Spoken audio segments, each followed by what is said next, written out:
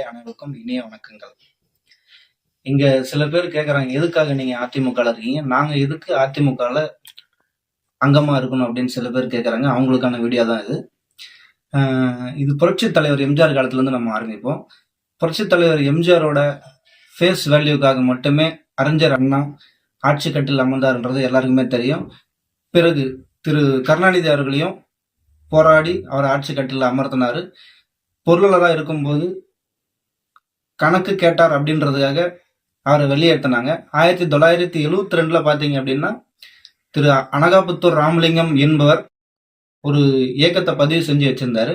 அதுல தன்னை முதல் தொண்டனா இணைத்து கொண்டு 1977 முதல் கடுமையாக போராடி 1970 முதல் தொடர்ந்து 3 முறை ஆட்சி கட்டிலில் அமர்ந்தார்.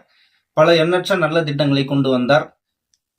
சத்தான சத்துணவு திட்டம், இலவச பாடப்புத்தக திட்டம் மற்றும் முதியோர் மற்றும் மாற்றுத்திறனாளிகளான உதவித்தொகை போன்றவற்றை இது பண்ணார். கவிஞர் கண்ணதாசன் ஒரு பாடல் சொல்லியிருப்பார், மனிதன் என்பவன் தெய்வம் ஆகலாம், வாரி வாரி வழங்கும் போது வள்ளல் ஆகலாம் என்ற கூற்றுப்படி வாழ்ந்து காட்டி மறைந்தார். மறையும் வரை தான் முதலமைச்சராகவே இருந்து மறைந்தார். பிறகு புரட்சி தலைவி அம்மா அவர்கள் வந்தார்.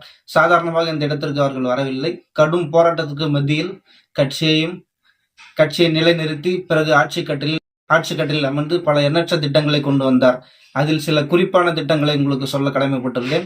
அம்மா உணவகம் மற்றும் தொட்டில் குழந்தைகள் திட்டம், மகளிருக்கான பாதுகாப்பு திட்டங்கள், மகளிர் காவல் நிலையங்கள், பல்வேறு சமூக சீர்திருத்த திட்டங்களையும் பல வருடங்களாக போராடி கொண்டிருந்த காவிரி மேலாண்மை வாரியம் போன்றவற்றை அமைத்தார்.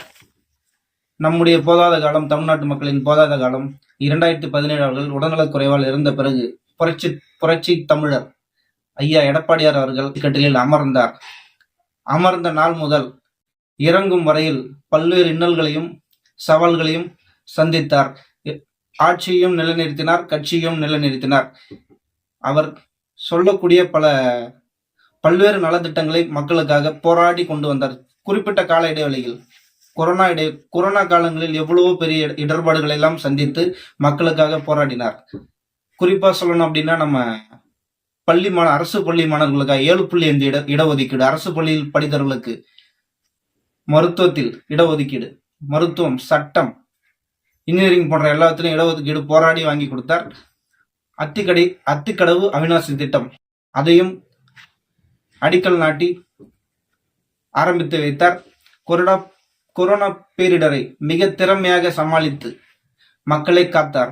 அதற்காகவே இந்த இயக்கத்தில் நாம் பயணிக்கிறோம். வரப்போகின்ற ஆண்டு 2026 மீண்டும் அவரை ஆட்சி கட்டிலில் அமர வைக்கிறதாக அனைவரும் நம் ஒன்று கூடி போராடுவோம். புரட்சி தலைவரின் புகழ் ஓங்குக, புரட்சி தலைவர் அம்மா அவர்களின் புகழ் ஓங்குக, புரட்சி தமிழர் எடப்பாடியார் அவர்களின் வழி நடப்போம். ஒன்றிணைந்து நமது அஇஅதிமுக கழகத்தை ஆட்சி கட்டிலில் அமரும் வரை கடுமையாக உழைப்போம். நன்றி.